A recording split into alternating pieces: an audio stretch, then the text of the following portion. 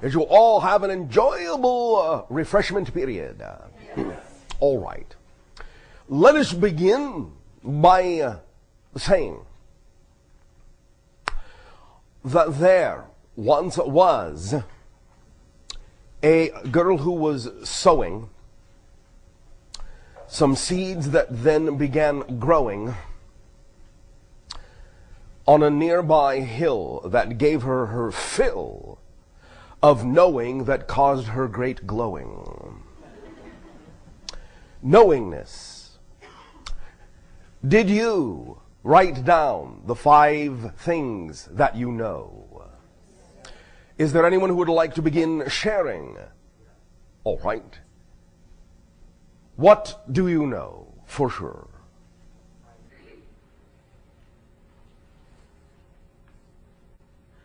Begin. What do you know for certain?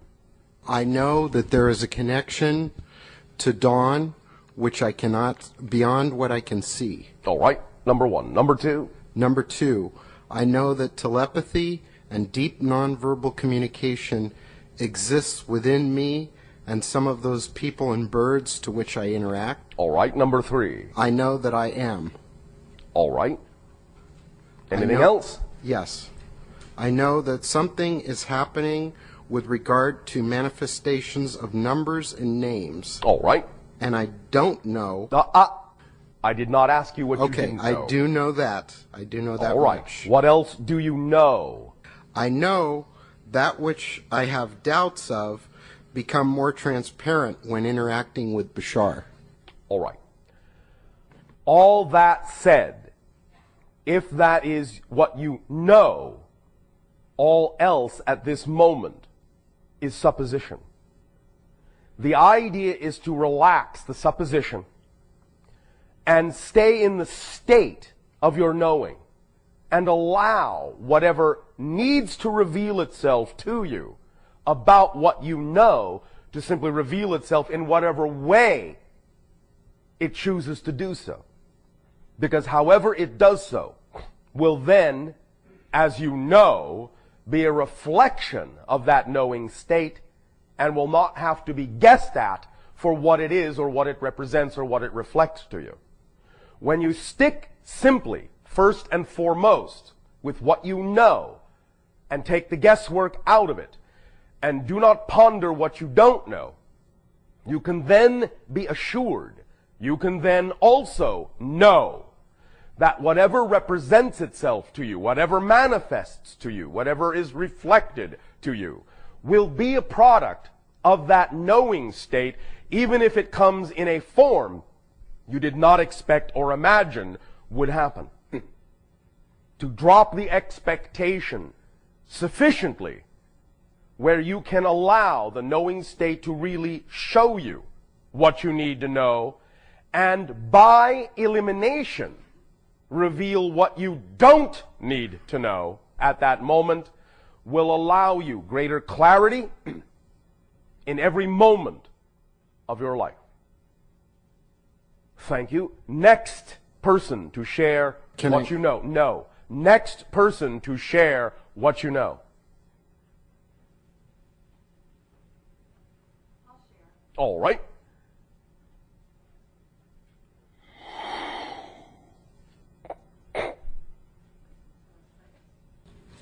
One second has passed. Okay. I know I am a talented writer. All right. I know I have created a wonderful organization. All right. I know I have people who love me in my life. All right. I know I am a loving person. All right. And I know that I impact many people. No. Remember what we said about impact. Can you remind me, please? Yes. You do impact everyone. This is true. But remember that the idea of what you do doesn't cause the impact. It only reveals it. Oh, right. Remember? Yes. All right. Thank you. You all already have all the impact you will ever have. What you do by following your joy does not create more impact. It reveals the impact you're already having. Then I can rephrase that to say I know that I have the realization Yes. that I am impact. It is all right for you to say it the way you said it as long as you realize how it is meant. Yes. Structurally. Yes. Stay again in those states of knowing. All else that is not revealed in that state does not need to be known at this moment. Even if I'm getting the reflection back from people that I have impacted them, isn't that true? That's a revelation of your impact. Okay. It is not that the thing you did caused it. The thing you did revealed it. And they are simply reflecting the revelation. We are discussing the difference, which may at times seem to be a fine line, but isn't. We're discussing the difference between falling into the illusion that you need to do something to impact the world and living in the realization that you already all impact the world, and that by following your joy you are simply uncovering and revealing that impact, as opposed to having to do something special in order to cause the impact. So what's being reflected to you is simply the revelation of impact you already have just by the very fact of your existence. Then I'll rephrase that to say that I know that I'm following my joy. Thank you. Thank you, Bashar. Who else would like to share what they know for certain? Hi, Bashar. And to you, good day. After trying this experiment, something interesting came to me. Everything that I thought I knew or know, I could contradict. Very good. And So what I just, do you actually know for certain? for certain that I don't know Jack. Who's that? You don't know Jack either. But I did not ask you what you don't know. No, You do know at least the few things we discussed this day. And I said you could use them on your list if you wished to. You do know that you exist. maybe I'm getting too esoteric, and I probably Maybe am. you are. But, Do you know that you exist? Of course you do. It feels like I do. I think I am. You do. Because if you can think you do, you do. Otherwise, you wouldn't be able to think that you do. Correct? Do you not see the simple logic? Yeah, I mean, I do at one level for sure. There is no other level here. That's the point. And that's where you get too esoteric. You think there are more levels and there's more complexity than there is. There isn't. Do you exist? Yes or no? There is no other answer. And no is not possible as an answer. Then I'm getting way too esoteric. Yes. Yes, I So exist. that's another thing you know. Touche. Don't get all French with me. Oui. Okay. I. Would you like to simply take time to make a new list? Sure. Attempting it from a less esoteric place? I know I have feeling, All right.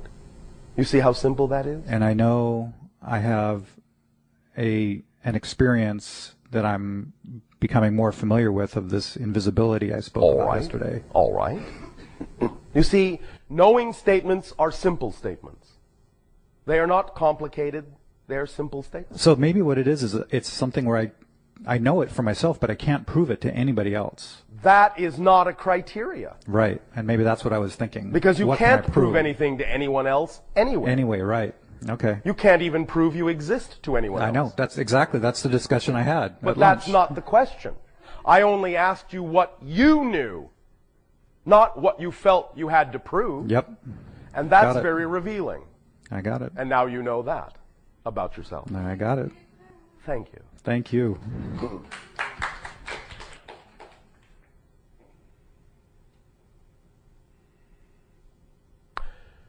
Let us for a moment shift to the idea of what you may call the regular questions.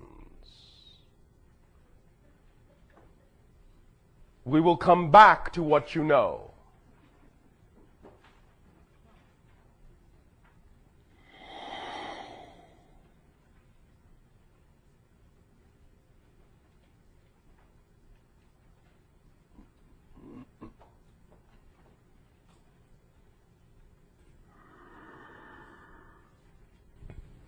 Hello, Bashar. And good day to you. Greetings.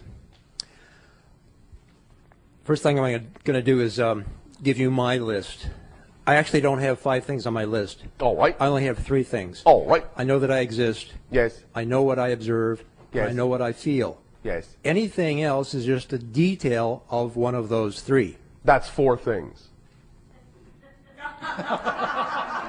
No, I'm just speculating that last one. It's still something you know. I know, I'm kidding. All right. Okay, now to the question that I want to ask. You've mentioned the subject of time this weekend several Yes. times. And I want to revisit the question that was asked last night about the concept of frequency and the fact that it is a function of time. Yes. And I want to get into some more technical detail about that. All right. Now, I've been aware for 30-some-odd years that our experience of physical reality is a sequential focusing of our attention on a sequence of different universes, if I'm understanding correctly. Very much in the way In a that, sense, yes.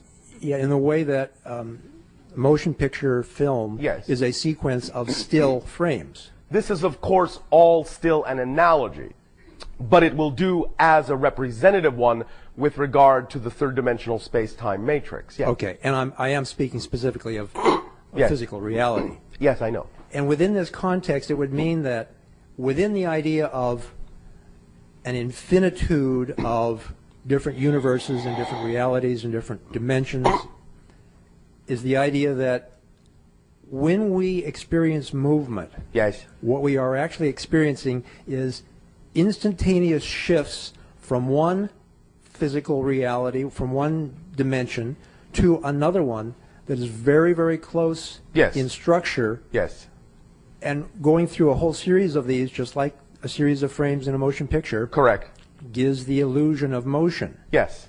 and that motion gives the illusion of time. Yes. Because we do it at a very deliberate pace for the most part, especially when we have a clock that is measuring this, that the movement of the clock really establishes the standard of Yes. time. Yes.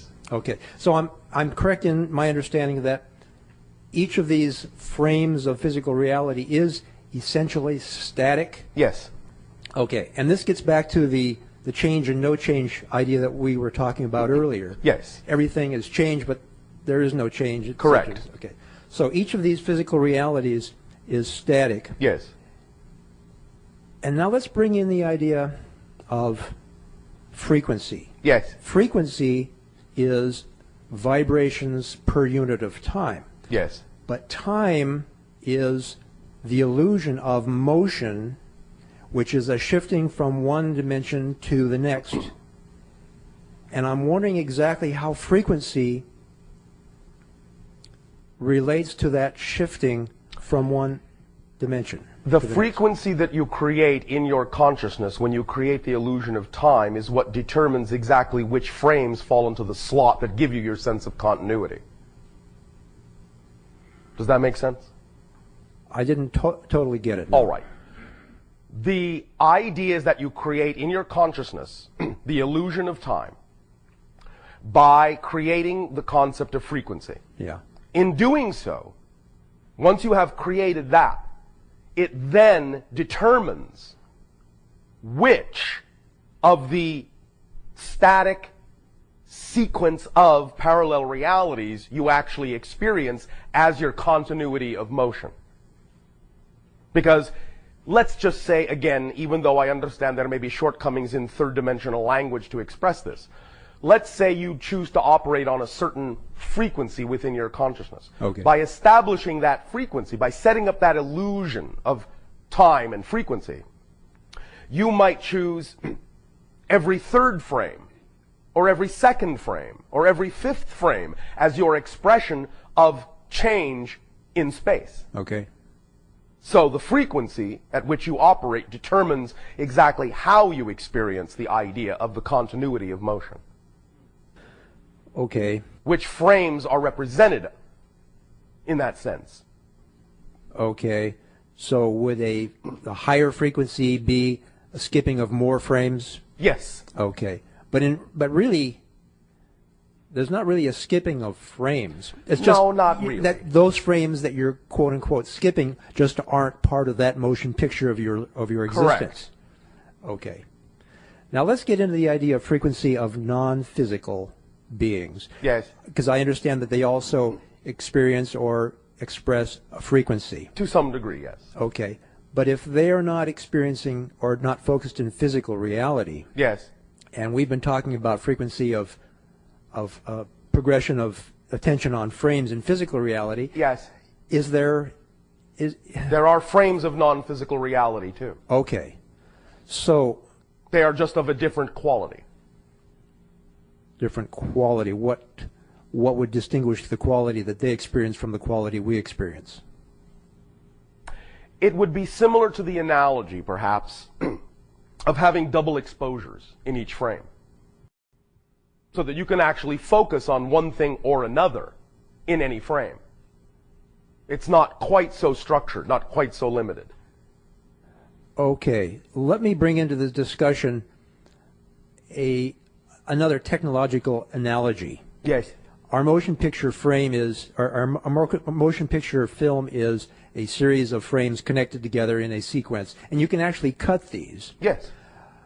But we have now nonlinear editing, Yes. an electronic thing, where you can put the frames together in any way you want. Yes. And almost set it to go random, and it'll pick frames. Yes, and this is also a quality of the frames in non-physical reality. Okay, this is what I'm thinking. What you're describing sounds to me like the nonlinear editing Yes. approach. as So you opposed could to- say physical reality is more linear based and non-physical reality is more non-linear based, even though they're both using frames. Okay, so then getting back to the concept of frequency, Yes. both physicals and non-physicals experience or express the idea of frequency. Yes. The non-physicals at the higher frequency, Yes. I'm getting the idea that means that they are, does it mean that they are experiencing the frames of reality at a higher rate? It doesn't always mean that, although they can. Okay. What it really is more like is the concept of high definition that now exists in your reality. There's more information per frame that they can access. Okay, and I'm getting that they can probably look at a lot of different frames at the same time. Yes. Okay. Which because- constitutes the idea of double exposed frames or multiply exposed frames. Yeah. From their point of view. Okay. I was thinking more like a bank of television sets, but I see how the Any bank- analogy will work. Okay, Yes. I gotcha. Even then, it still implies that there's some kind of the fact that there's a sequentialness to it Yes. implies that there's kind of a fundamental idea of time that doesn't necessarily, or rather, Yes, is I know not, where you're going. is not rigid for the non-physicals, but Yes. more rigid for the physicals. Yes. Remember that. anything aside from the one must experience some degree of what you're talking about, or it wouldn't be represented as different from the one. Thank you. That totally clarifies that whole thing. It's just a matter of degree. Yeah, okay. And in physical reality, at least in our physical reality at this point in time, Yes. our time is highly structured Yes. and very standardized, except for people who are wafting out of it Yes. and back into it and that kind of That's what the idea of the increase of your frequency is all about, is you're starting to exist in that quasi-planar reality that is shifting dimensionalities and gives you more access to more information per frame. thing. Okay. Now, relating this to your experience in your reality, Yes. I understand that you move around. You may walk from your control chair to the doorway of your spacecraft, so you are experiencing time also. To some degree, yes. Although we have more facility with allowing it to be more flexible. Yes. I understand, but if you are actually walking from your chair to the door, Yes. that is an experience of time. Yes. And although in the next instant you may be down on the surface of your planet, Yes. and then back up Yes. 2 instants later, Yes. there is the sense of time in that there's actual movement and you can observe movement. Yes. People walking around on your planet. We understand it enough to be able to relate to your sense of time, yes. Okay. And it is a realm that we ourselves have, at least to some degree, also come up through.